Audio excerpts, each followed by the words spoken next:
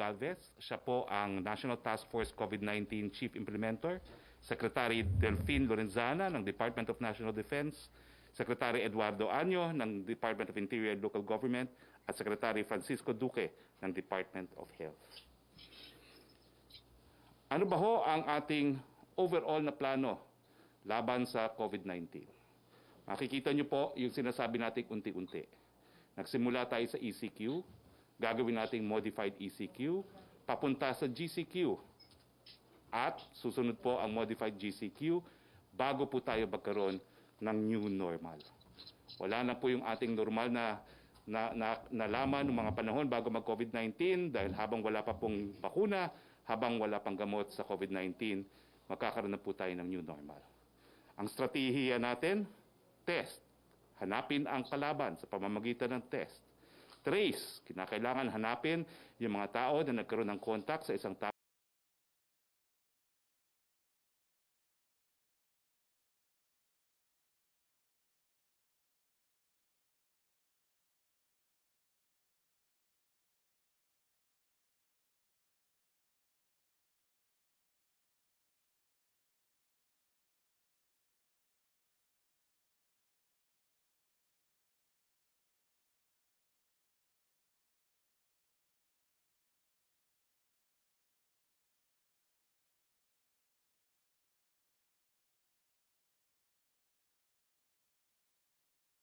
Tinatawag.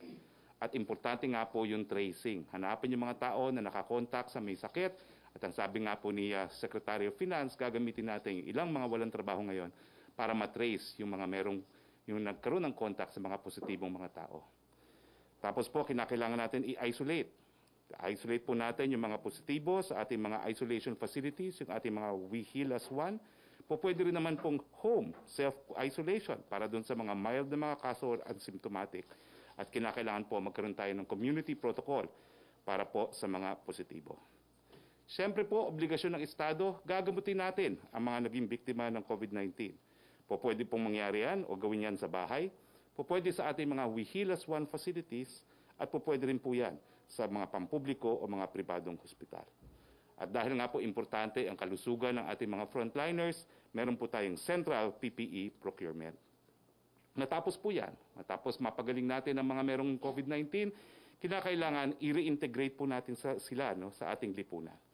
At matapos po yan, tatanggapin na po natin ang new normal dahil iba na po talaga ang mga magiging buhay natin.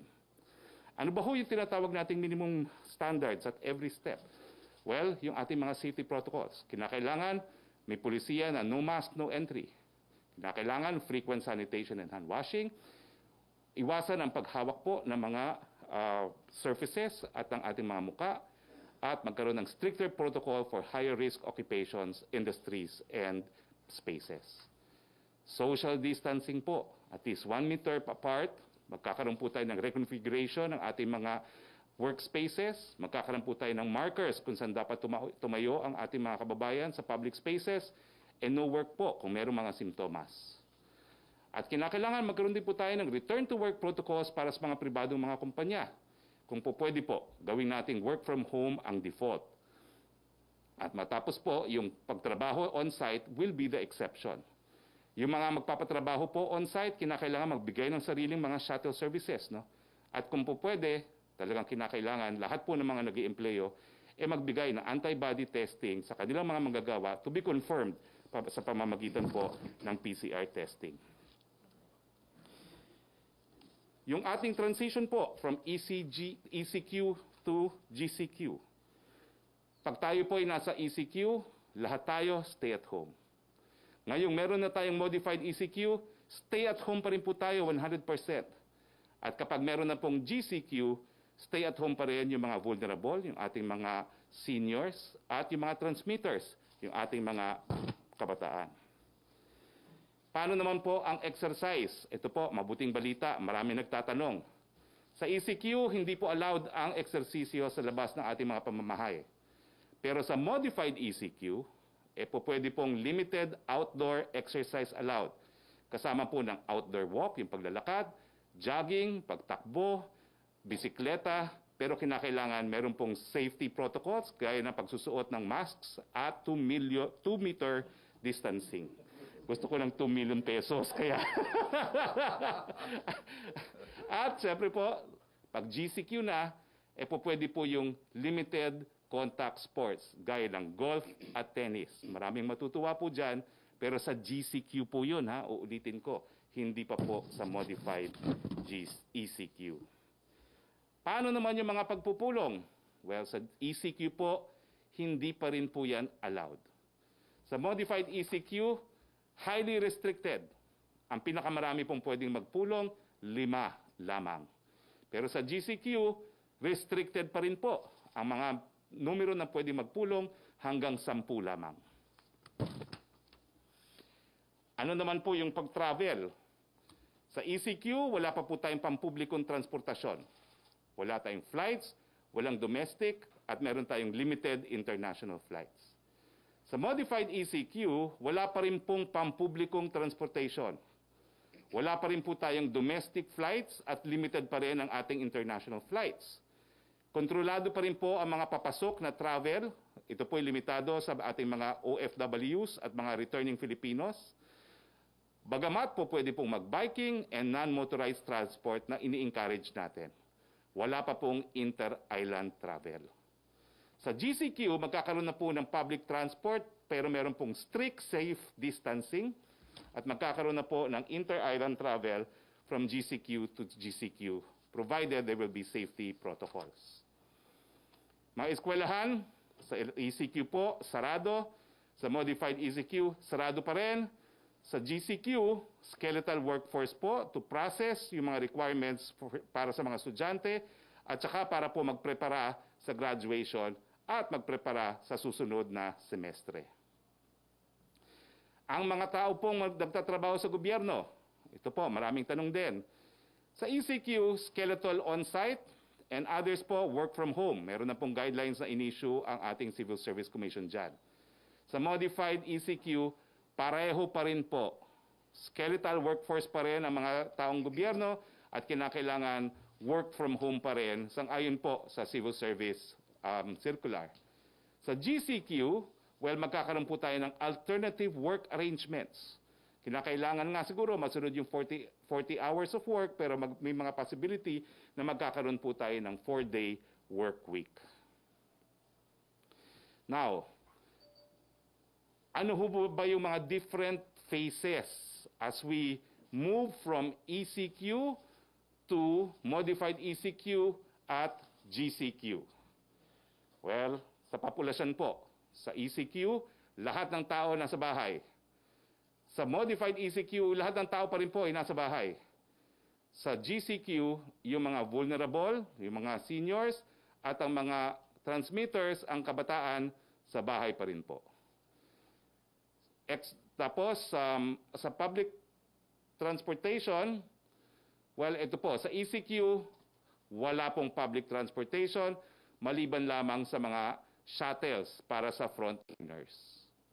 Sa modified ECQ, wala pa rin pong public transportation, pero pwede po na mag-deploy ng mga shuttle buses, yung mga industriya na ina-allow na magtrabaho, at saka subject din po sa exceptions na ibibigay ng DILG tungkol dito. Ang mga public shuttle po dapat ibigay ng mga kumpanya. Kung pagmamaari po ng kumpanya, wala na kinakailangan na permit sa LTFRB, pero kung sila po uupa ng shuttle, kinakailangan kumuha ng permit sa LTFRB. Sa GCQ po pwede na yung mga tren, pwede na mga bus, mga jeepney, taxi, TNVS, tricycle, at public shuttle. Pero limited po ito, ang capacity kinakailangan 50%, at ang jeepney po, aalaw lang po yan kung walang mga bus dahil harapan nga po ang jeepney. Pero kinakailangan din po merong pagsuot ng mga masks at kinakailangan pa rin yung strict minimum health standards. Sa transportasyon pa rin, sa ECQ, company shuttle nga po, sinabi ko na yan. Sa modified ECQ, pareho po. At sa GCQ, pwede naman talaga yung mga private shuttle. Yung mga pribado mga sasakyan, pwede po yan sa ECQ. Pero para po yan makapasok yung mga nagtatrabaho sa mga industriyang pinapayagang mag-operate. At ganyan din po ang rule sa modified ECQ. Bagamat papayagan na po siya sa GCQ. Ang mga bisikleta, hindi pa rin po pwede sa ECQ, pwede na sa modified ECQ at sa GCQ.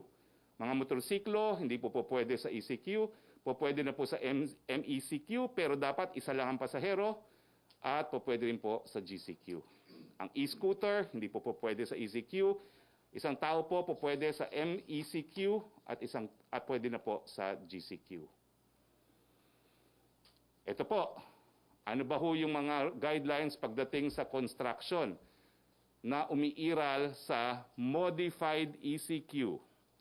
Nung Sabado po, inanunsyo natin na sa ECQ, pwede na yung mga importanteng infrastructure project na related sa COVID, na mga proyekto na tinatawag nating climate mitigating projects, gaya ng mga flood control, at yung mga build projects, no? At kasama na po yung mga PPP projects, so yung mga public-private partnerships. Sa ilalim po ng ECQ, mas dumami po ang mga proyekto na papayagan.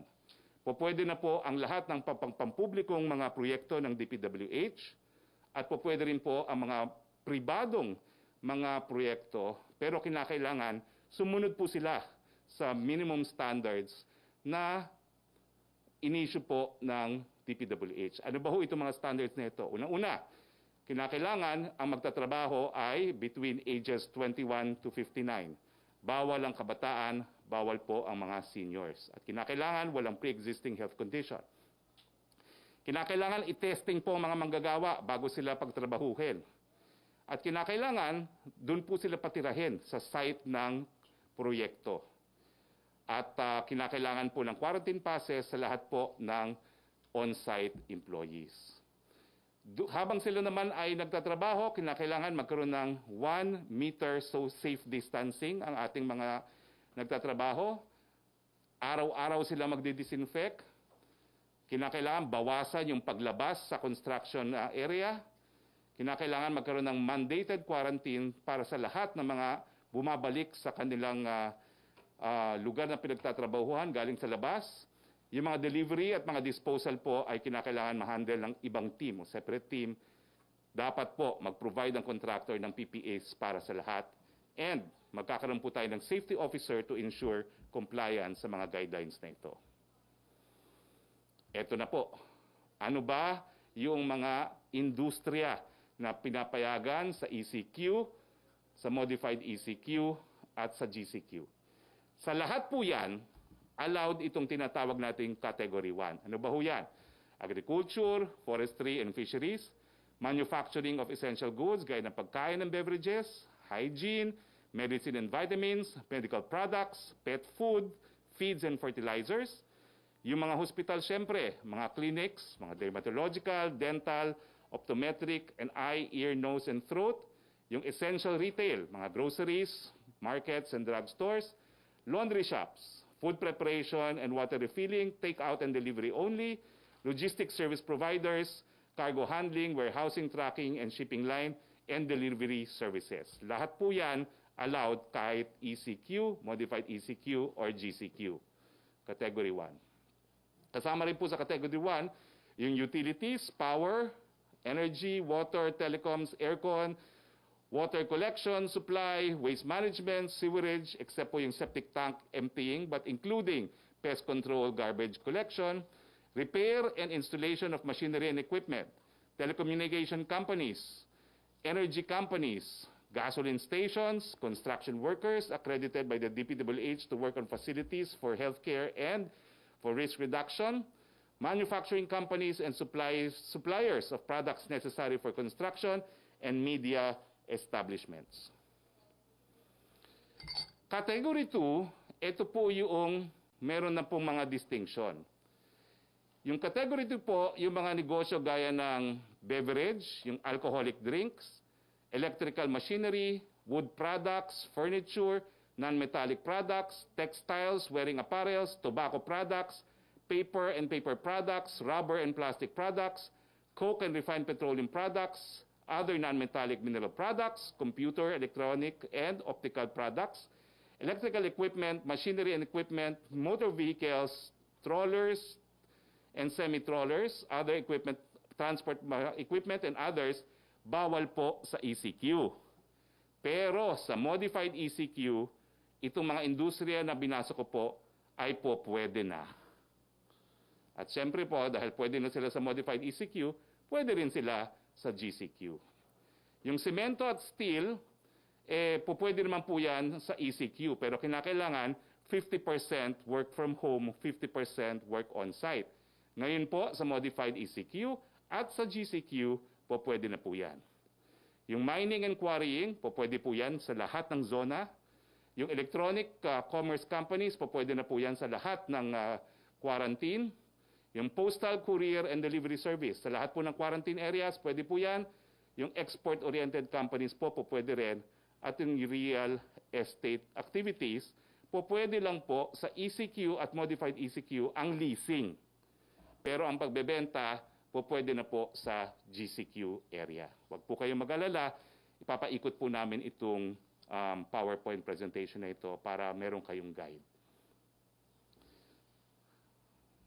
Sa susunod na category po, category 2 pa rin, yung public and private construction projects that are essential. Well, ngayon po, allowed na po siya, no, dahil na-amendahan na nga yung ating guidelines. So allowed na siya sa ECQ, allowed na po siya sa modified ECQ, pero dapat yung mga small-scale projects ay hindi pa rin allowed. So ito yung mga major projects ang ina-allow lang po, at allowed na po siya sa GCQ. Yung repair of computers, personal and household goods, allowed po sa lahat ng quarantine areas.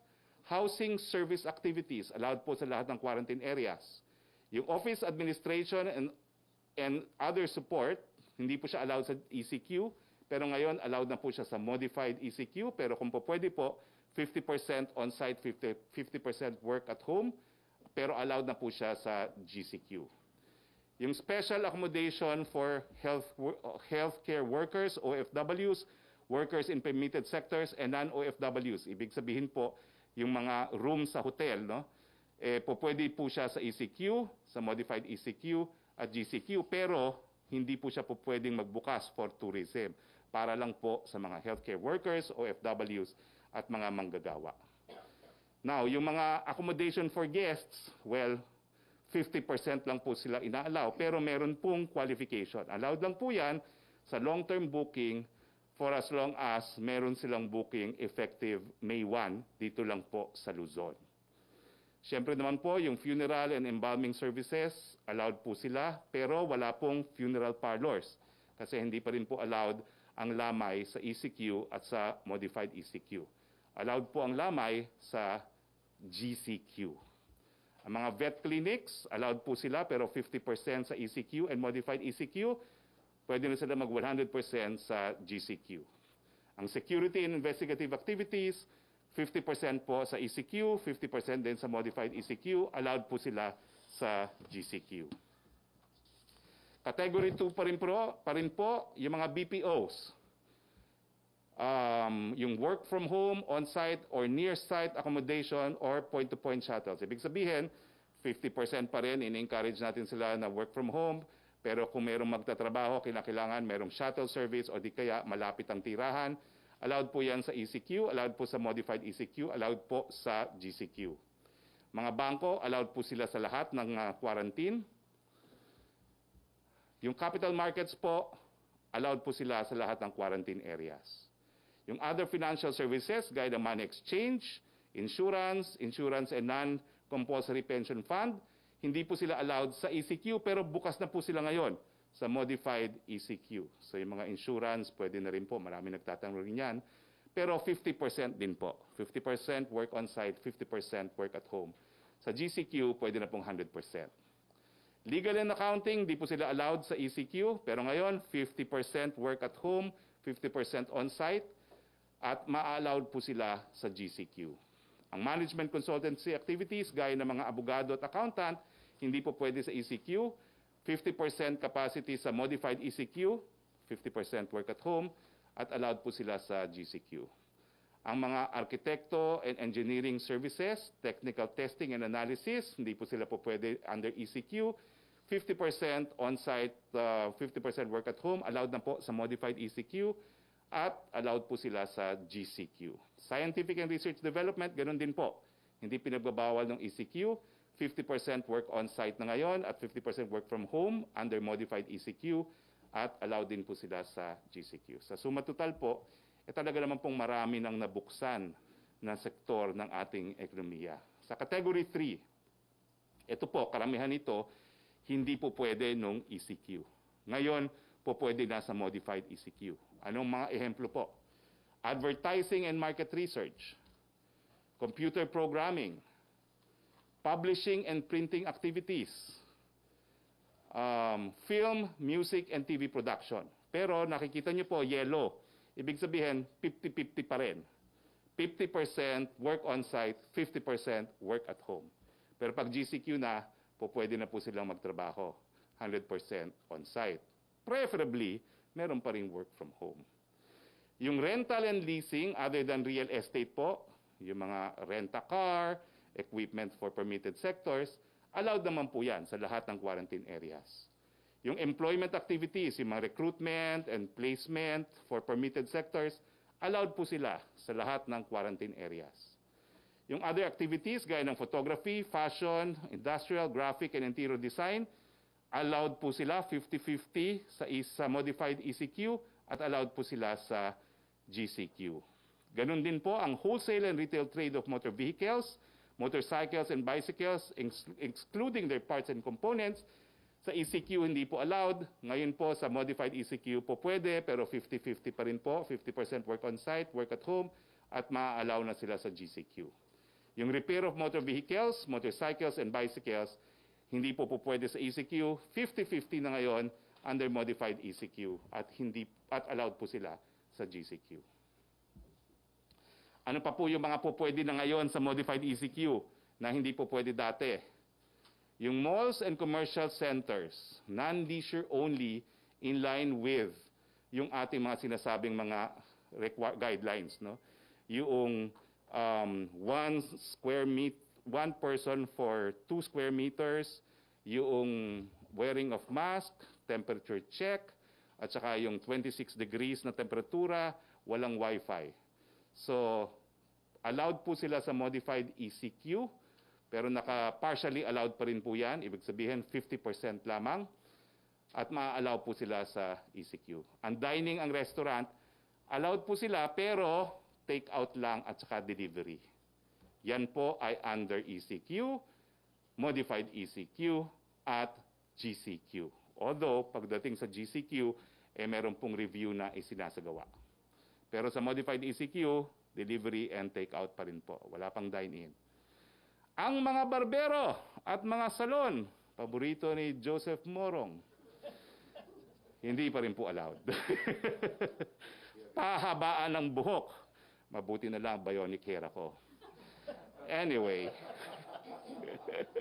ang mga hardware store, dati hindi po pwede po sa ECQ. Ngayon, 50% po pwede na sa modified ECQ at pwede na po sa GCQ. Ang clothing and accessories, dati bawal, ngayon po 50%. Ang mall-based government frontline services, ito po siguro yung mga NBI clearance, dati hindi po pwede sa ECQ, ngayon 50%.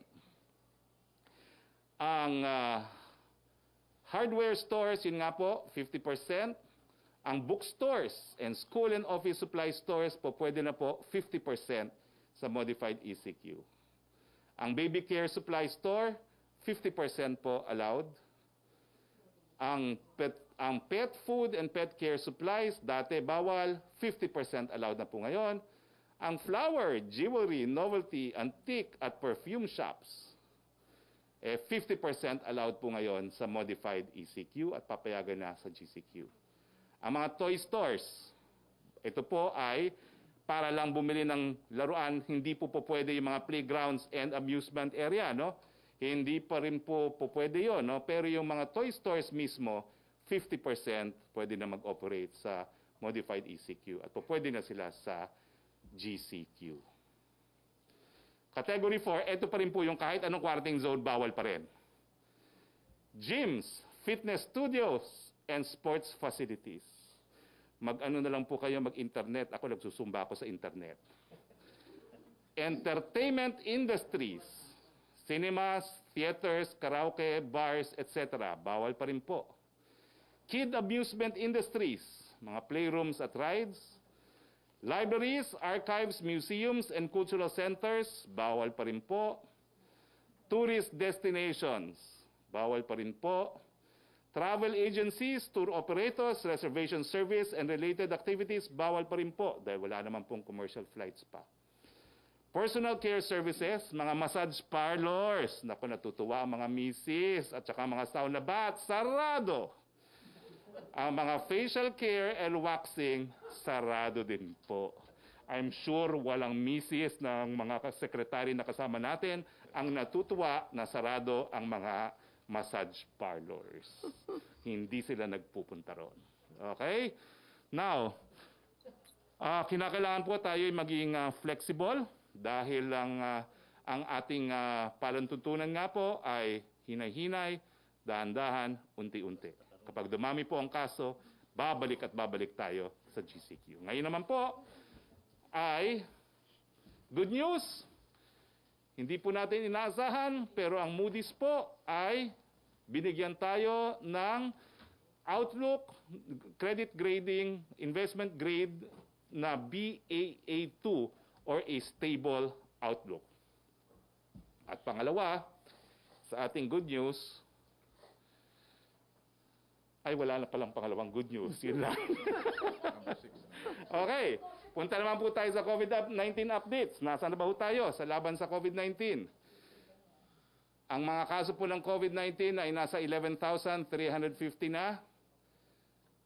Ang mga nag-recover po gumaling 2,106.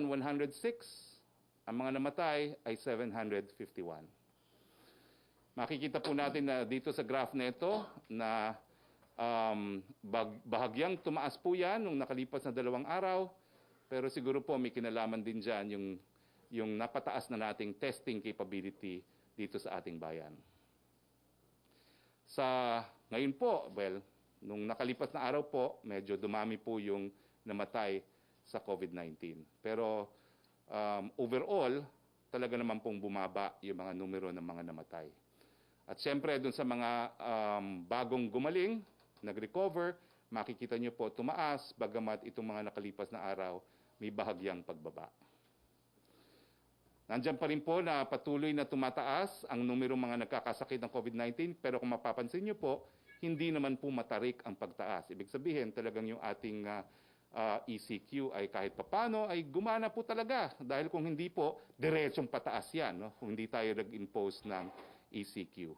At patuloy pong tumataas ang mga nagre-recover, patuloy din pong at patuloy naman pong maging stable kahit papano ang mga namamatay sa COVID-19.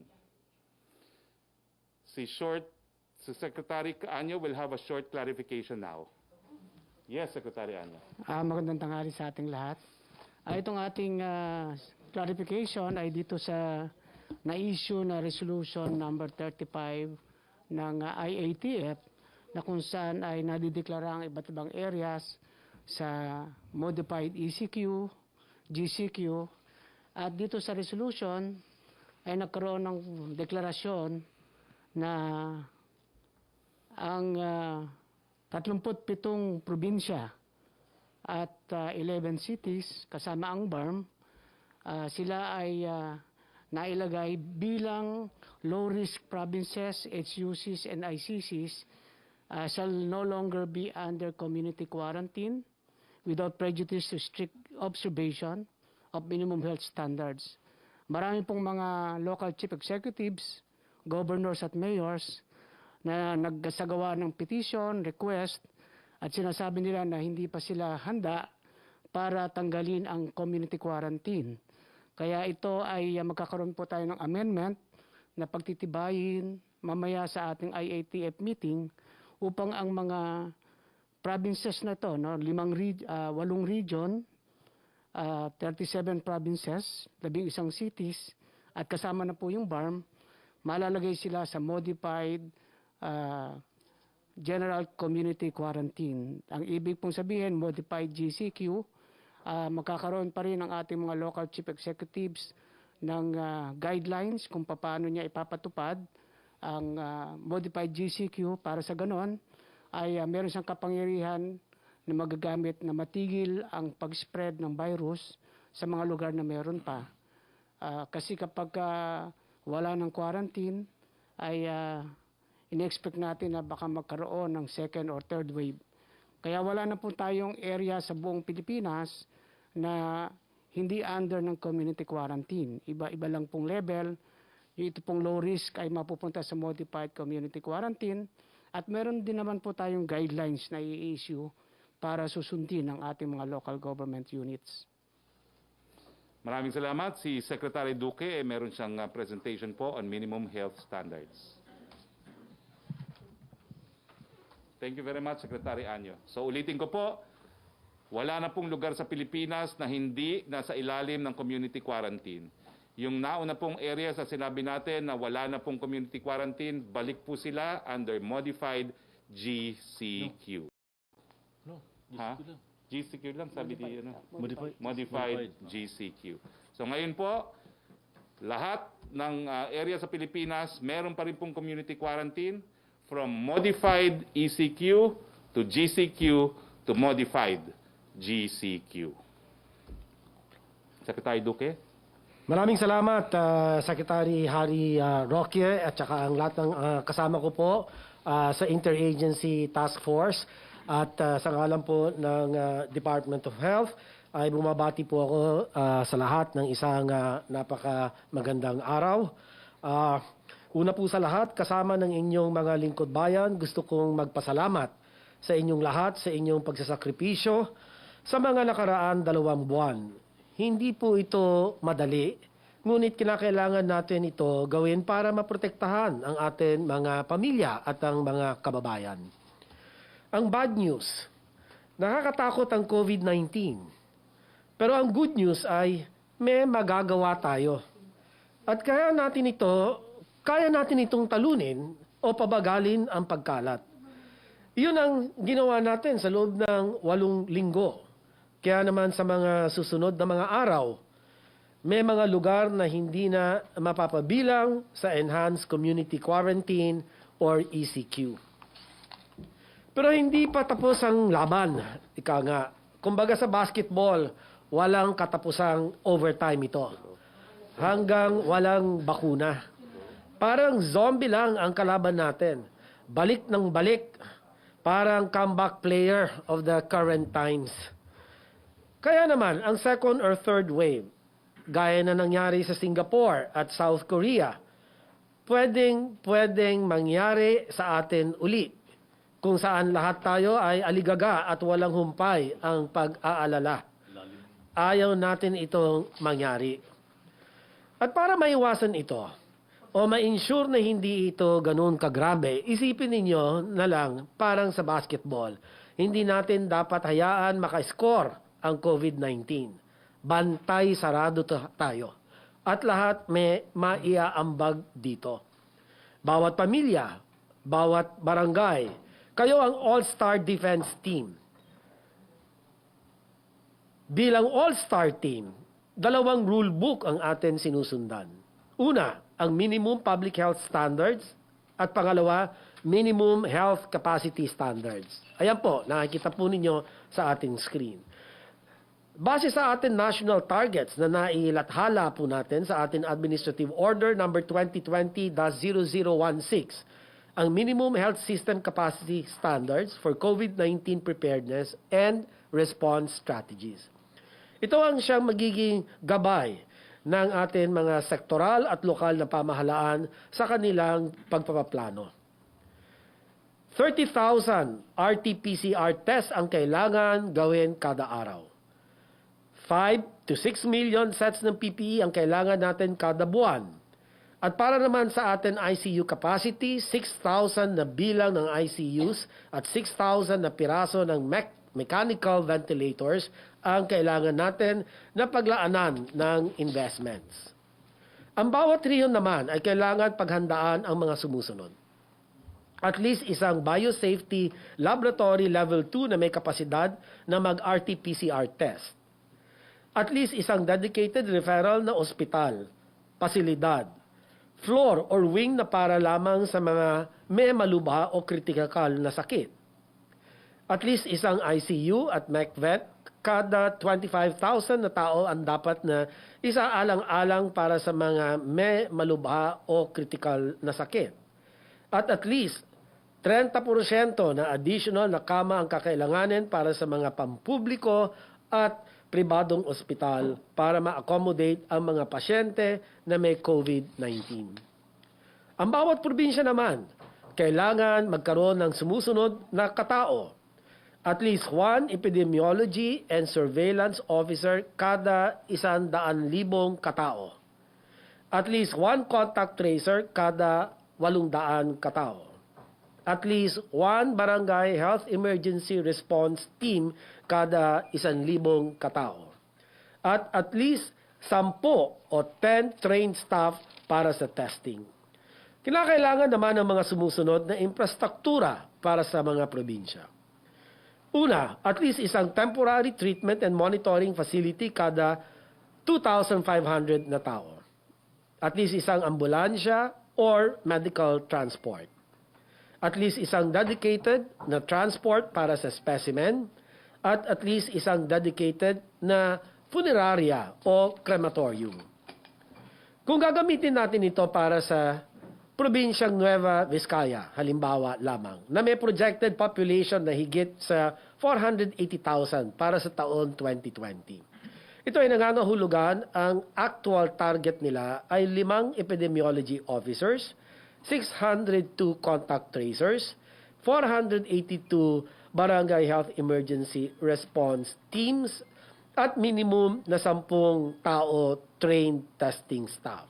Para naman sa facilities, ang target ay magkaroon ng 193 isolation beds para sa mga temporary treatment and monitoring facilities, at least isang ambulansya para sa mga pasyente, isang transport na dedicated para sa mga specimen, at isang designated funeral home or crematorium para sa suspected or confirmed COVID patients.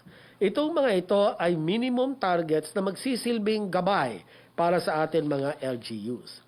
Samantala, para sa public health standards, ang bawat pamilya ay dapat nagagawa ang mga sumusunod. Palagiang paghugas ng kamay, pagsuot ng mask paglalabas, physical distancing. Samantalang atin mga establishmento at otoridad dapat nagagawa ang mga sumusunod. Palaging nagdi-disinfect, limitasyon sa pagtitipon, temperature screening, symptom screening o hindi na pinapapasok ang empleyadong may sintomas. Ito ay mga safeguards na kailangan natin gawin para maiwasan ang pagkakaroon ng virus, mapigilan ang pagkakalat at masiguradong handa ang mga katauhan at infrastruktura para talunin natin ang COVID-19. Sa lahat ng mga nasabi ko, 2 bagay ang gusto kong maalala ninyong lahat. Una, mabilisang mass tracing na may sapat na contact tracers and kailangan para hindi makalusot ang COVID at agaran ma-isolate. Ano ba ang sapat? Contact tracer per 800 katao. So, isang halimbawa muli, ang syudad ay may populasyon na 40,000, kailangan nila ng 500 contact tracers na imomobilize. Pangalawa, dapat ma-inspire tayo sa ginawa ng mga lungsod ng Baguio at Cebu sa kanilang contact tracing. Ang kombinasyon ng paghuhugas ng kamay at pagsuot ng mask at physical distancing ay ang bitamina natin ngayon laban sa COVID-19. Maraming salamat po. Para po sa karagdagan impormasyon patungkol sa contact tracing, panoorin ang video sa Facebook page ng DOH. Okay. Questions. Unang-una, Tricia Tirada, 1 question, 2 follow-ups. Strictly, please. Go. Sir, good afternoon po. Sir, my first question is for the workforce. Since nag-open po yung maraming industries, we're expecting movement.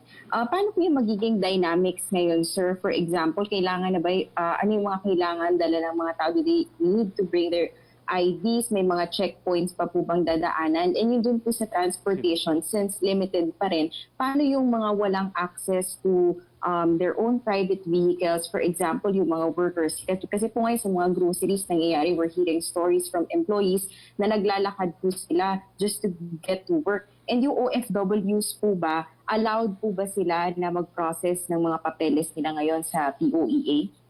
Secretary Anyo, DFG. Yes. Kapag ang pinag-uusapan natin ay ang area ng modified ECQ, makikita natin na kukunti lang naman yung difference sa ECQ. At dito, ang mga workers dapat ay isa-shuttle ng kanilang mga kumpanya. Doon sa GCQ ay magkakaroon na tayo ng pagbubukas ng ibang mass transportation.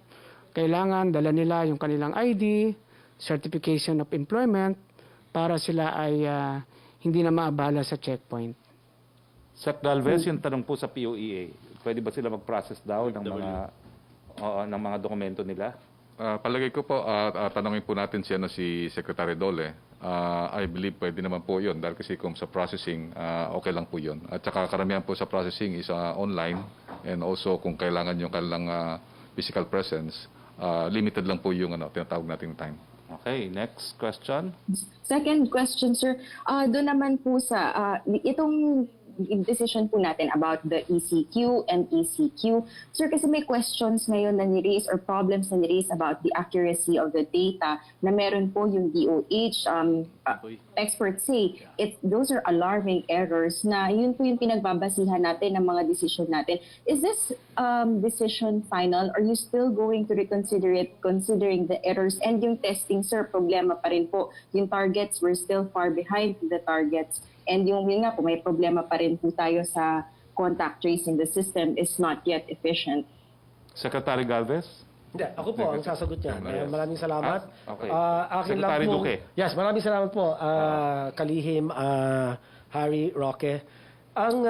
The Department of Health appreciates the concerns raised by the UP COVID-19 pandemic response in its policy note number 6 dated May 8, 2020. Ang DOH po ay gumawa na po ng mga hakbang para po makorek itong mga tinatawag nilang data errors found in the April 24 and 25 data drops, as well as other inconsistencies communicated by private citizens through the COVID tracker at doh.gov.ph. As early as April 26, we have since caught and corrected these issues, and we are very much appreciate the UP Resilience Institute for raising their concerns. No? We assure the public that the issues raised are less than 1%, maliit pa sa 1% of the whole data set, and does not prejudice the overall interpretation of data and decision making. We continuously rectify the data the moment we identify any issue. For example, inconsistencies in the formatting of the date, case classification, and proper identification of the location.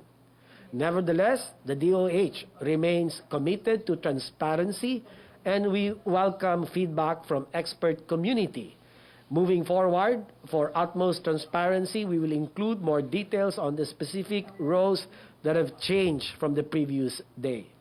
Building and using high-quality data systems normally takes months of effort, while the crisis has demanded that existing systems be improved and scaled out in real time.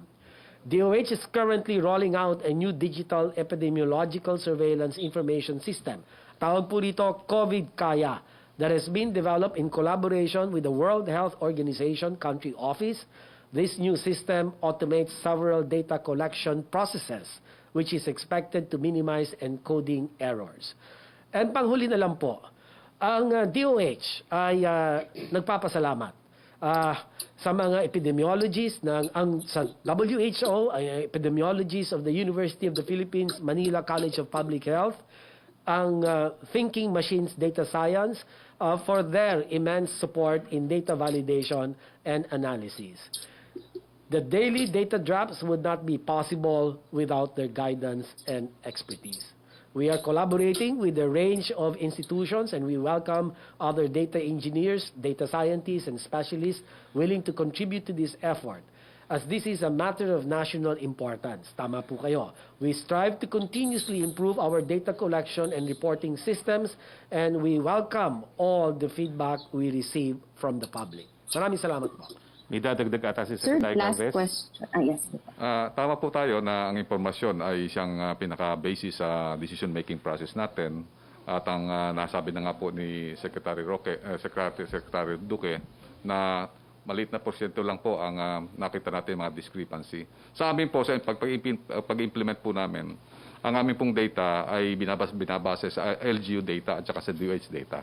Kung mayroon man discrepancy, ang ginagawa po namin as chief implementer, pumupunta po ako sa baba. Tinitingnan po talaga ang impormasyon. Yun ang tinatawag natin validation. So, I believe hindi po tayo nagkamali na magkaroon po ng shifting dahil kasi po naman yung shifting po naman natin is natawag natin dahan-dahan at saka po hinahinay lang po lamang. Ang pagkakaiba lang naman natin na nakikita natin sa transition natin sa ECQ at saka yung MCQ is yung pag-o-open ng ating business kasi hindi po talaga pwede na mayroon tayong extended ECQ ay mamamatay naman po ang ating economy. At nakikita po natin na ang COVID ay ito'y matagalang labanan at hanggang wala pong vaccine ay talaga pong kailangan din po natin yung tinatawag natin yung economy natin to sustain it. Ito po ngayon, gumagawa tayo ng konting opening na hinay-hinay, gradual at saka incremental opening for the opening of our economy. Kasi po, pagka po nangyari po na hindi po natin inopen ang economy, we will gonna bleed. Sa ngayon po, nag-contract ang economy natin sa negative 0.2. And we cannot sustain this fight kung wala po yung COVID. Yung isang basis din po namin, kaya kami nag-opening, for the past few days, ang ating pong debt ratio ay medyo may kababaan as compared to other countries. At tinitingnan po natin, sa old active cases natin, 8,493, ay mahigit na 88% ang mild. 7,520 lang po ang mild, at saka yung karamihan po, 892 asymptomatic. Ang severe natin at saka critical is only 8%. 52 po ang severe at saka 25. Ito po ang mga basihan po ng data natin. Ibig sabihin, tumaas na po ang healthcare capacity natin dahil marami na po tayong recoveries over death. At the same time, marami na po tayong mga mega facilities. Kanina po, ang Philimbest, nandun po kami sa Secretary Duque, may additional 108 bed capacity na po tayo. Meron na rin po tayong testing capacity. Ngayon, tumaas po ang testing capacity natin sa 8,000. At ang ating mga private sector ay nagdo-donate pa rin po ng mga PCRs at saka mga automated extraction machines.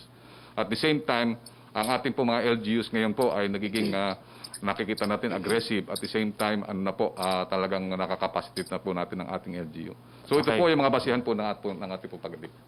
Pagpaumanhin niyo po, no? But I will have to amend what I said earlier. One question, one follow-up lang po dahil lahat po kami attend ng 2 p.m. IATF meeting. Yusek Roque? Okay, Secretary, from Pachiu Inquirer, may we know when the Office of the President will release the executive order regarding the guidelines for distribution of the second tranche of the SAP? The SWD said they cannot start distribution without said EO. Okay, hindi po iyong inaantay natin. It's a memo from the OSAP, no? Yan na lang. At lalabas naman po yan siguro itong linggong ito para mapagsimula na nga yung second tranche, no? Maricel Halili, TV5. Hi sir, magandang hapon po. Kay Secretary Anyo, sir, may we have your position lamang po about doon sa birthday party? Mga photos ng birthday party ni NCRPO Chief Sinas na kumalat po sa social media because it seems na hindi po nasunod yung social distancing. Okay. Yung insidente na yon ay hindi naman matatawag na birthday party. Ito ay isang manyanita na isang tradisyon sa military at police service na nagsimula pa sa Philippine Military Academy. Na kapag ang commander ay birthday, ang mga key officials niya ay nagbabati ng happy birthday at the dawn or early break of the morning. So ganun ang nangyari doon, hindi talaga sa party. Kaya lang sa panahon ngayon, that is uncalled for, no? Sabi ko nga, meron tayong tinatawag na delikadesa. So mga ganyan, stop mo na yung mga ganyan activity. Now I leave it to the Philippine National Police to conduct an investigation kung meron ba talagang naganap na violations ng mga quarantine guidelines, no? But as I said, no, wala siyang tinatawag na deliberate partying. So tinanong natin kung ano lalabas sa investigation ng Philippine National Police. May one But sir, follow-up? will you discourage these things to happen again? And ano po yung possible na liability, not only of NCRPO Chief Sinas, but of course all the other police who attended the event? Yes, actually I've already directed all bureaus and offices under the ILG, and I hope pati din sa ibang government offices na sa panahon ngayon uncalled for yung mga ganyang klaseng pagsasalo-salo, gathering, no? Titingnan natin kung ano yung magiging appropriate sanction or whatever, kung ano yung resulta ng investigation. Yusek Roque? Secretary Opo, from Tina Mendez ng Philippine Star, what are the guidelines for individual sports such as boxing, swimming, gymnastics, skiing, bowling, wrestling, powerlifting, and mixed martial arts, etc. under modified enhanced community quarantine and GCQ areas? Secretary. Okay, ang ating athlete ang sasagot yan, Secretary Lorenzana. Thank you very much, Secretary Harry. Yung mga contact sports, hindi pa pwede ngayon. Maybe as we go down the road at medyo lumuwag-luwag yung ating mga pwede na yan. But ang authorized lang ngayon ay yung no contact sports like biking, tennis siguro, and golf because they can distance themselves from each other. Yung kasing boxing, wrestling at saka yung ano pa dyan ay hindi contact sports yan, nagkakalapitan yan at saka nagkakapan pa. So wala pa tayong guidelines dyan dahil hindi pa authorized. Thank you. Follow-up? Opo, may air travel restrictions po ba sa NAIA since naka-modified ECQ na tayo? Paano po ang inflow ng passengers from abroad? How about domestic flight? And what about airports and seaports under GCQ areas? Secretary Galvez? Sa ano po natin sa ngayon, mayroon na po tayong pinapatupad na tinatawag na controlled inbound flight. Ang flight na to ay para lang po sa ating mga returning OFW. So hindi pa po talaga open ang commercial flight. This is only open for OFW. Ang ano po natin ay more or less 400 to 600 people lang po ang ina-allow natin or more or less 2 to 3 flights a day. Yung travel naman po sa nasabi na po kanina na yung po between GCQ and GCQ areas, pwede po ang inter-island. Pero po sa ECQ, hindi pa po pwede ang air travel at saka yung sea travel. Pero ang tanong po, pwede na bang air travel from GCQ to GCQ? Nandun po sa ating guidelines po. Pwede na po yung GCQ to GCQ, pwede na po yung tinatawag na inter-island travels. Okay, next question please. Yusek Roque. Opo, ang tanong ni kay Tina Mendez pa rin, please comment on the proposed US sale of 2 billion helicopters, $2 billion dollars to the Philippines despite the soured relations between the two countries due to the termination of the VFA. The U.S. State Department has given its go signal for the sale of 6 Boeing Apache AH-64E and 6 Bell Viper attack helicopters worth close to $2 billion or 100 billion pesos. This early, the International Coalition of Human Rights in the Philippines, United States chapter has demanded accountability from Washington. The group noted that the arms sales would be headed to Duterte's state forces who are becoming only more ruthless under COVID-19, said Drew Elizarde Miller, ICHRP U.S. spokesperson, in a statement. Secretary Lorenzana. Thank you very much for that question. Alam nyo, itong pagbibili natin ng attack helicopter ay nagsimula pa nung mga siguro 2016 o 2017. At namili yung Air Force ng mga platform, iba-iba, kasama na yung Apache at saka Viper, at saka iba pang mga attack helicopters ng ibang bansa. Ngayon, usually yung United States, kailangan ng boost signal ng State Department kung magbibinta sila.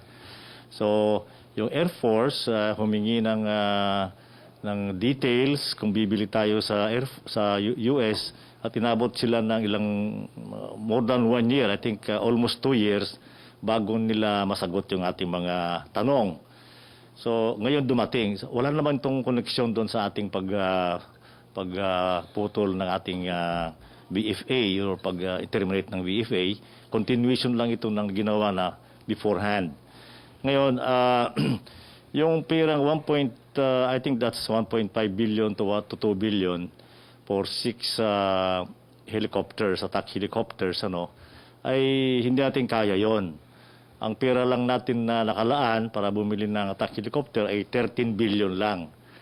Kung bibili tayo ng attack helicopter ng ganyang halaga, ay baka 1 o 2 lang mabibili natin. Kaya tumitingin tayo sa ibang bansa ng attack helicopter na mabibili natin na medyo madami-dami sa halagang ibinigay sa atin ng gobyerno. Ngayon, yung komentaryo ng mga bumabatikos ng ganyan ay sinagot ko na yan kasi mayroong nagsabi na bakit daw mga leftist side, sabi bakit nabibili tayo, bakit hindi natin ibigay na lang sa mga tao. Agree ako dyan. I agree that buying these helicopters is, I think, we would rather give it to our people. Kaya lang, ang sabi ko, itigil ninyo yung inyong armed struggle. At titigil din namin na pagbili ng ganitong armas. Kasi 50 years na kayong nanggugulo dyan, gusto ninyo mapigilan kami pag-angkat ng mga panglaban sa inyo, pero hindi naman yung titigil yung inyong ginagawang armed struggle. Salamat po. Yes, si Joyce Balancio, DZMM. Secretary Roque, just to clarify, yung mga nabanggit natin na mga industries na papayagan sa modified ECQ, these will be allowed to operate only dun sa mga matutukoy na buffer zones and outside of the buffer zones kung saan wala pong confirmed COVID cases? Well, they will be allowed to operate kung sila po ay wala dun sa critical area at saka dun sa labas na zone, no? Pero in general, yan po yung mga industries, except kung yung barangay where the factory or the business is located ay nasa critical area, mapapasa ilalim pa rin po sa ECQ yung barangay na yon o yung zona na yon. Okay? Secretary Galvez? Yung tinatawag nating mga opening ng business, pag ano po yan, pag-uusapan po ng LGU at saka ng business sector po yan. Yun lang po ang nagbigay tayo ng general guidelines. Kaya po nakita natin, normally yung mga business corridor po na yan ay normally located sa modified GCQ at saka doon po sa nasa buffer zone or yung areas out of buffer zone. Ito mga tinatawag nating mga economic corridors at mga safe area. So ngayon, maganda po nag-uusap ang business at saka po yung LGU para pagtulungan po nila. It will become their motivation. Pagka nag-open up po yung ating tinatawag na critical zone ay malinis po natin, kung nandun po ang economic area, ay pwede pong yun ang magiging motivation po nila. Yes, ito po, pinapakita po namin uli yung different zones, no? Yung critical zone at containment zone. So yung mabubuksan ng negosyo, dapat po nasa buffer zone or outside buffer zone. Dahil kung nasa critical area o sa containment area, hindi pa rin sila mabubuksan. Okay, next question.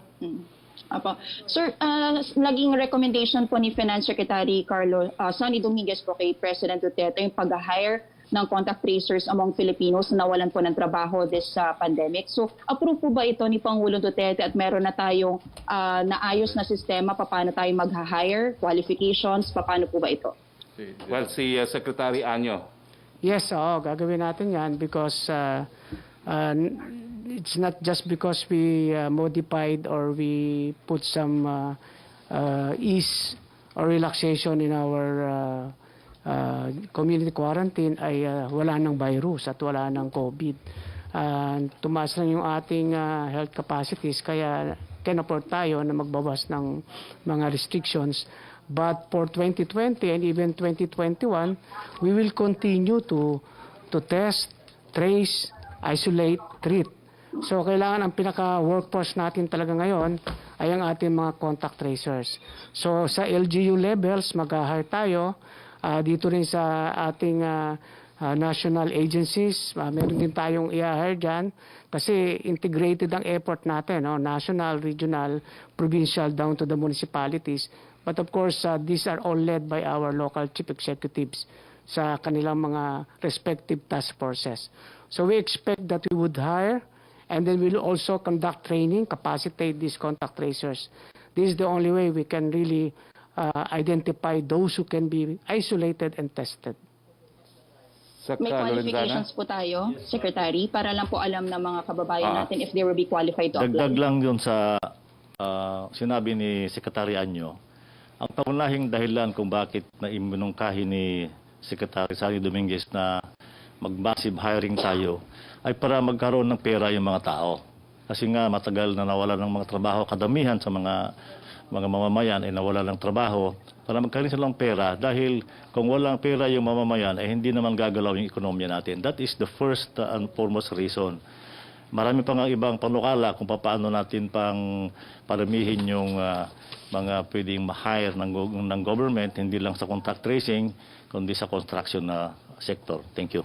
Okay. At ang pinarating po sa akin mensahe ni Secretary Chua, i-empleo naman po itong mga taong to kung hindi po permanent, temporary basis, no?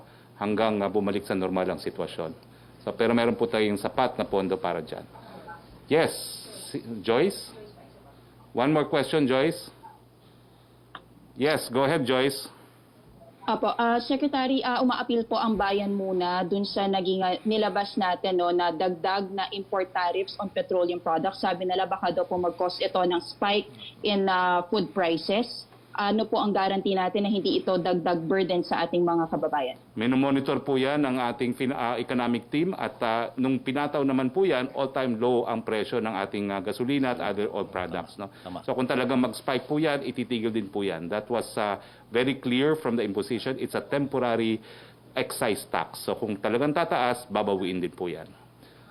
Si Yusek Roque, please.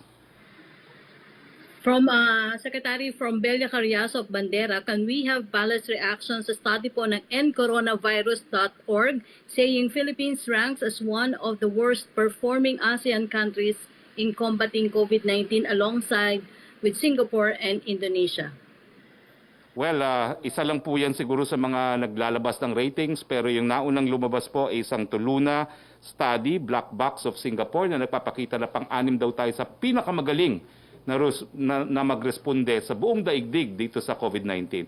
So mas naniniwala po ako dito sa Singaporean study nito dahil hindi ko po alam kung saan itong endcoronavirus.org nito. Next question, please. UP experts have questioned the accuracy and integrity of DOH data of COVID-19 COVID cases. UP experts said data being provided by DOH have significant implications on the reliability of scientific analysis on COVID-19.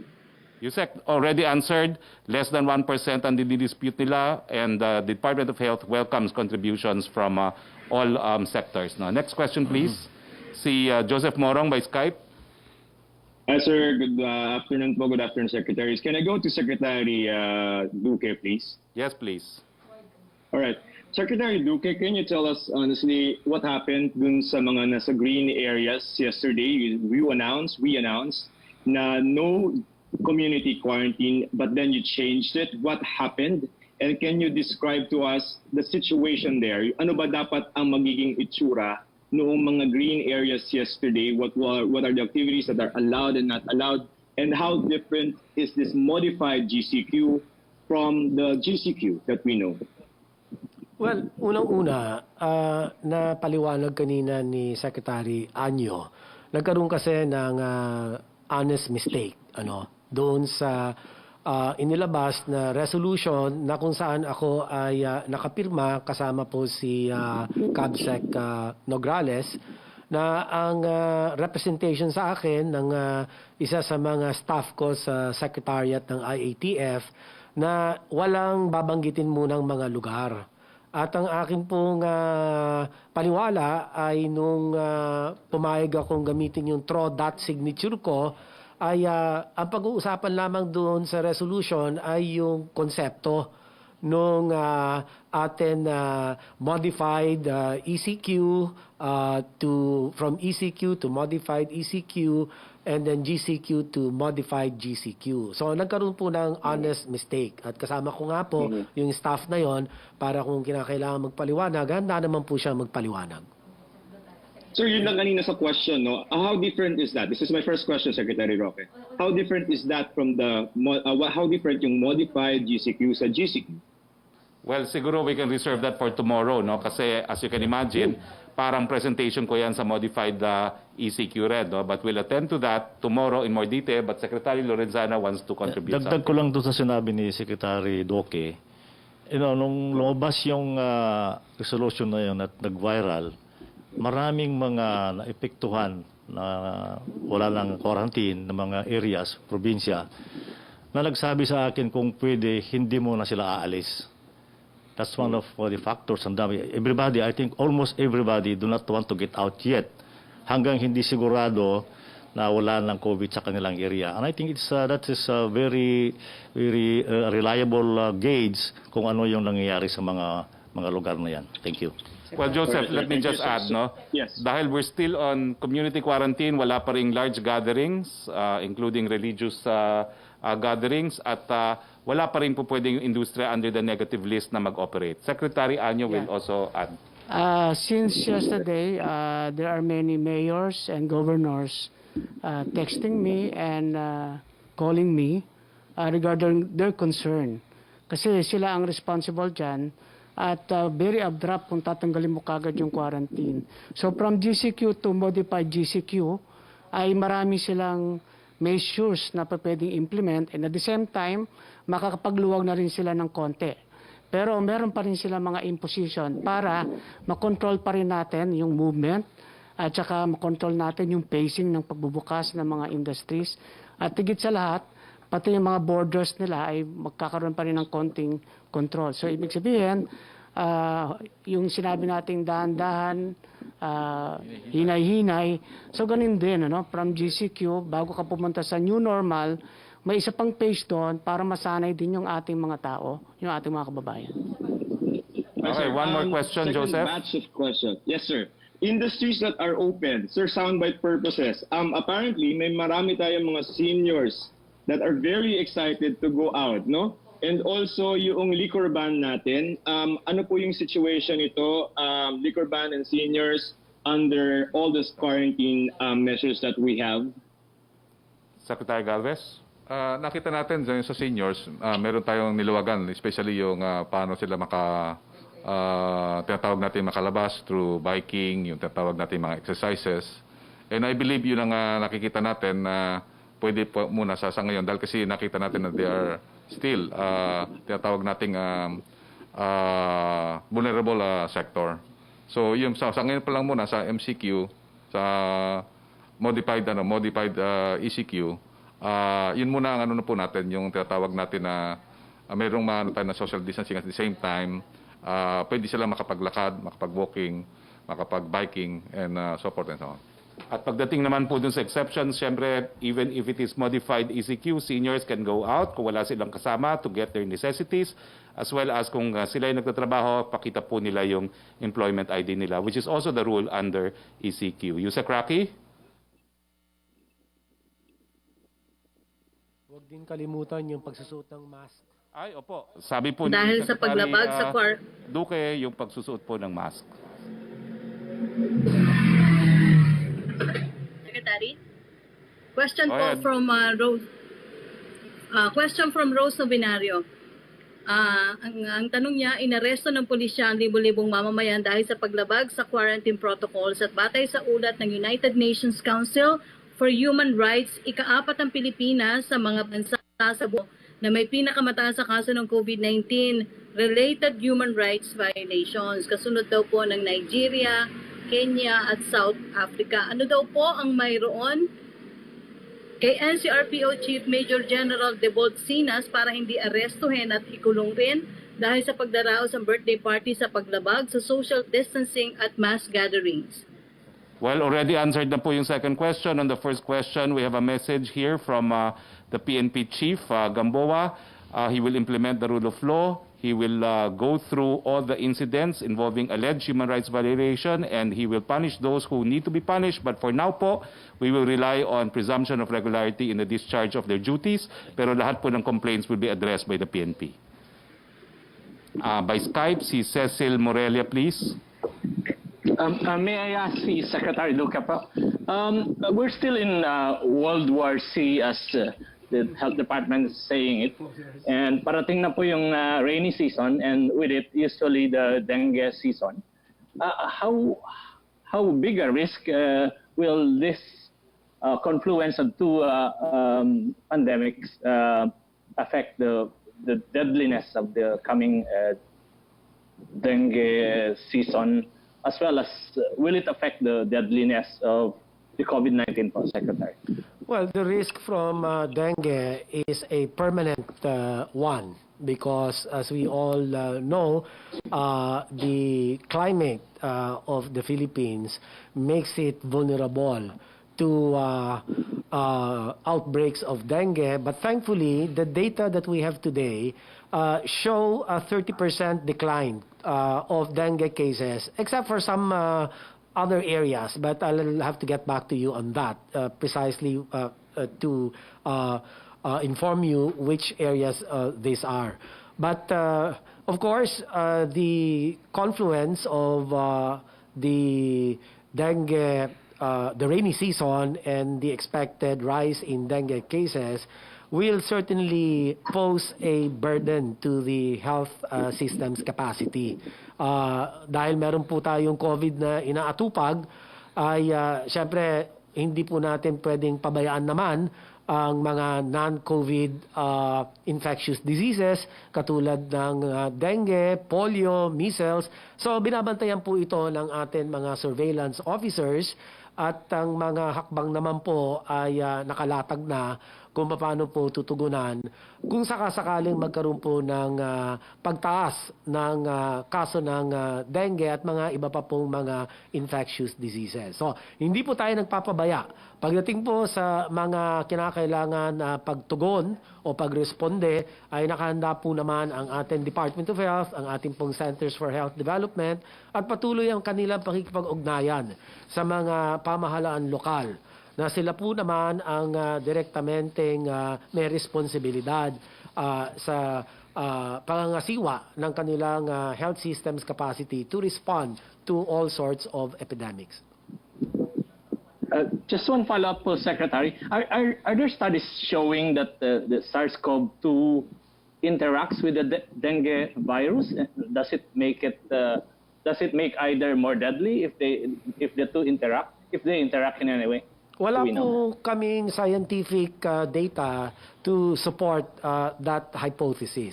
But of course, alam natin na kapag meron kang dengue, ay isa sa mga komplikasyon ng dengue ay ang baga din ang tinatamaan. So kung meron din COVID threat, ay talagang magiging critical o magiging malubang-maluba ang kakalabasan ng kanyang clinical course, at kinakailangan talagang tutukan po ito. Kaya ang pinakamaganda po sa lahat ang prevention, ang pag-iiwas po na ito ay makakalat at makaapekto sa ating po mga kababayan. Kaya naman po ang pagpupursige at pagpupunyagi ng inyo pong Department of Health ay walang humpay para nga po talagang maiwasan ang pagkalat ng mga sakit na nabanggit ninyo. Yusek Roque. From Pia Reñada Propeller, with MECQ only in Metro Manila, Cebu City, and Laguna, how will the IATF involve the local chief executives of these places in its decision making? So far, it seems the mayors only send their recommendations. Will they be invited to join IATF meetings for better and more targeted coordination. Secretary Anyo? Yes, we will have not only a meeting but also a consultation and workshop with these local chief executives together with our health experts on how we are going to make the interventions in their specific areas that would be classified as critical zone and containment zone and buffer zones. So we are planning together with Secretary Lorenzana, Secretary Duque, and Secretary Galvez, probably tomorrow or on Friday, we will have this meeting. And from there, we can go to the specifics. Yes, by Skype, Melo Acuña, please. Yes, good afternoon, Secretary Roque. Good afternoon. I hope everyone's okay. For Secretary Duque, allow me to ask Secretary Duque. Governor Cuomo of New York said they found that most of those afflicted with COVID-19 were homebound. How far have you gone in the research in the Philippines to establish the majority of the COVID cases, Mr. Secretary? Well, sa ngayon po, ang inuna nga po natin binabantayan, ito pong mga COVID cases in the closed settings, no? Like jails. Yun din pong kasama natin ng WHO, nagmamatsyag po tayo doon sa mga orphanages at saka doon din po sa mga home for the aged. So, inaantay ko lang po kung ano ang resulta ng kanilang mga surveillance activities.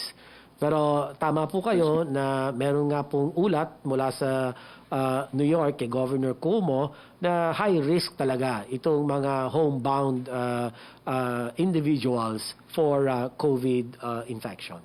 Last question po. Yes, may tanong pa rin po dito, Secretary Duque. Ano daw po yung medical explanation bakit bawal yung angkas pero pwede namang magkasiping yung mag-asawa? Hindi sigurado kung asawa niya yung kaangkas niya. Ay, hindi raw sigurado kung yung asawa niya yung kaangkas niya. Anyway, Okay. madali lang po. Siyempre, pinagbabawal natin yung mga close contacts. Ano po, dahil alam na po natin na ang mode of transmission via respiratory droplet at kung magkalapit ang mga tao, ang tsansa na magkahawaan ay napakataas. Kanya, yan po ang isa sa mga ipinagbabawal natin. Kaya meron po tayong social distancing, kung tawagin. Yeah, thank you very much for Secretary Lorenzana. Ay, tapos na po. Yusek Roque, only 2 questions Opo, po. from Pasensya na po. Eileen Yusek Roque. Taliping of Abante Tonight, sa balik probinsya bagong pag-asa program, lahat po ba ng gustong bumalik nasa probinsya ay maaaring maka-avail sa programa? Sino po ang mga dapat i-priority at may garantiya ba na lahat na mag-a-apply sa programa ay hindi tatanggihan? Well, lahat po ng gusto mag-apply, pwede po kayo mag-apply. Lahat naman po yan ay meron po tayong palantutunan na susundin. Totoo po, meron po tayo mga priorities. Ang mga priorities po natin ay yung mga gusto na talagang bumalik permanently sa probinsya. Pangalawa, yung mga informal settlers po natin na gusto na rin umuwi, lalong-lalo na yung mga nakatira po doon sa mga danger zones dito sa Metro Manila. No? At syempre po, yung mga PWDs na nais din umuwi ng probinsya, kasama rin po sila sa mga may prioridad. Wala pong i-deny na application, pero ang assessment po ay gagawin na titignan po talaga kung po pwede talaga silang magkaroon ng bagong buhay doon sa gusto nilang balikan ng probinsya. Isa-isa Next daw question. pong nahuli ng mga otoridad ang mga nagbabanta sa buhay ni Pangulong Rodrigo Duterte through social media. Yung teacher humingi na ng sorry sa presidente, patatawarin ba siya ng Pangulong Duterte? At ano po ang pananagutan ng mga nagbabantang ito sa social media? Hindi lamang sa Pangulo, kundi pati daw po kay Vice President Denny Robredo at mga anak ay pinagbabantaan din. Epekto kaya ba daw ito ng mahabang ECQ dahil sa COVID crisis? Well, yan po yung ongoing police investigations. Di na po kami magkokomento dyan. Hayaan na po namin ng mga police na mag-imbestiga. No? Kakasuhan naman po sila kung mayroong legal na basihan. Si Huang Zheng. Yes, ma'am? Si Yellow. Hi, Secretary Roque. Thank you so much for giving this chance. My question is to Secretary Lorenzana. Because I know last night there is a donation come from Chinese military to the Philippine government. So I would like to know, is that the first batch of donation from a foreign country's military side to the Philippines? And how's our comments about this donation?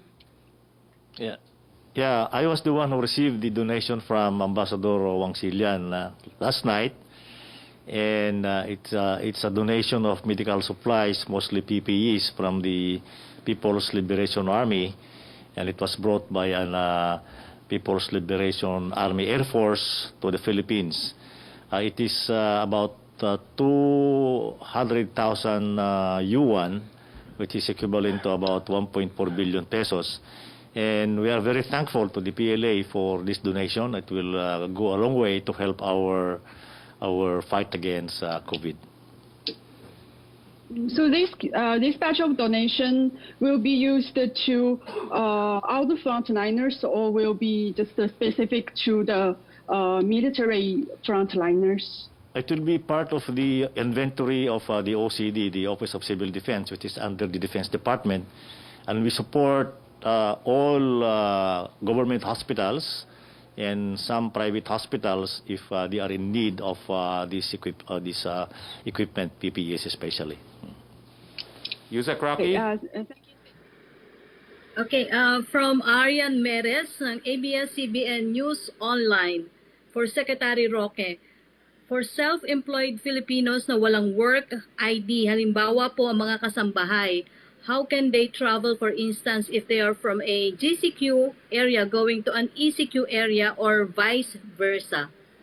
Kung kasambahay po, hindi naman kinakailangan kasi yung interzonal travel po, kinakailangan sa indispensable industry lamang. Pero hindi po kasama dyan ang kasambahay, no? Pero unfortunately, dahil nga po ang pag-travel from GCQ to ECQ is only for industries na allowed, kinakailangan po talaga ng identification card. So sa mga self-employed, pwede naman sila gumawa ng card nila at pakita nila kung ano talaga yung gagawin nila at saang industriya yon, no? Pero indispensable po yan kasi otherwise mababaliwala yung ating quarantine kung lahat ng tao po pwedeng lumipat, no? Next question please. For Secretary Anyo, paano po daw makakaapekto ang bagyo sa summer ngayon sa coronavirus response ng gobyerno? May preparations o plano na po ba ang gobyerno kung paano pagsasabayin ang disaster response tulad sa mga bagyo at sa coronavirus response? Yes, matagal na nating pinaghahandaan yan sa mga pagpupulong na ginawa natin sa local government units.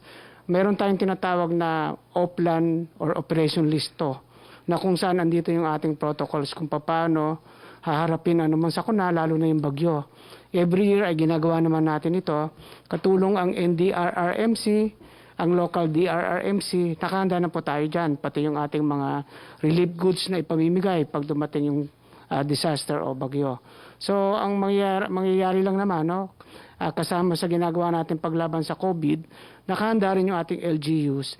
At siyempre kailangan kahit sa ating pag-atubang sa mga ating mga disasters, i-observe pa rin natin yung minimum health standards, physical distancing, wearing of mask, at ano pang mga panuntunan. Yes, next question please. From Angel Ronquillo ng DZXL, kasunod ng sinabi ni Pangulong Duterte na hindi nakakayanin pa ng pamahalaan ng second wave ng COVID-19, ano ang magiging batayan para muling ibalik ang isang lugar sa ECQ, considering na may backlog tayo sa result ng testing? Well, malinaw naman po ang mga batayan dyan. Yung bilis po ng pagdoble ng sakit ng COVID-19, yung kahandaan na magbigay ng critical care at kinikonsiderin din po natin ang ekonomiya.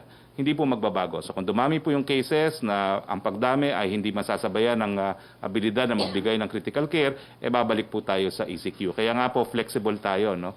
Pag po natin isipin na nakataganan sa bato na pag hindi na ECQ, hindi na babalik sa ECQ. Kaya nga po ginagawa po natin unti-unti, dahan-dahan, hinahinay dahil ayaw natin magkaroon ng second wave na naging karanasan na ng napakadaming bansa na nagbukas ng ekonomiya.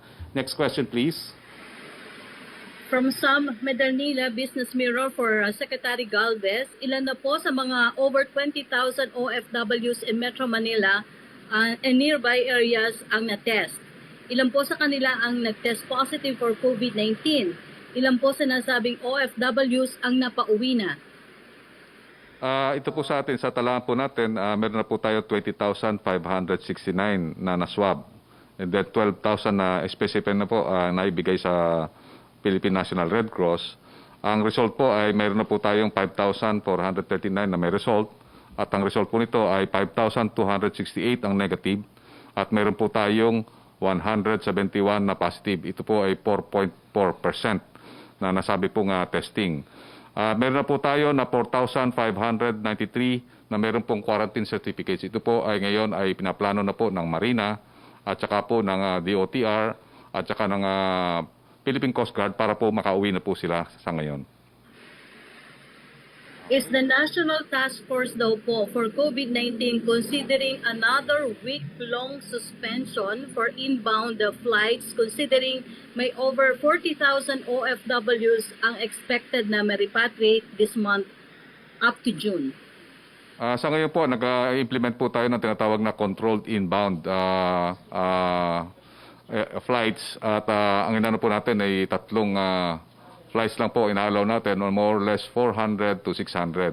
Pagka po naubos po yung 24,340 na OFWs na declag na po natin yan, pwede na po tayong mag-angat. Yung pong mga inbound na seafarers ay nandito po ngayon more or less na 16,000 na ships. Ang ginagawa po natin ng paraan na mapadali po ang kanilang pag-test para po makauwi rin po sila. For Secretary Duque, will the country participate in the upcoming virtual 73rd World Health Assembly? If yes, what issues will the country raise during the event? Well, yes, we will certainly participate. I think this is going to be on the 18th. I have already prepared my address to the World Health Assembly. And of course, we will raise issues with regard to COVID-19 and what would be the best measures, if any, that other countries have put in place, and that if they could facilitate the transfer of knowledge, additional information, so as to improve further our national government response to the continuously evolving COVID-19 situation.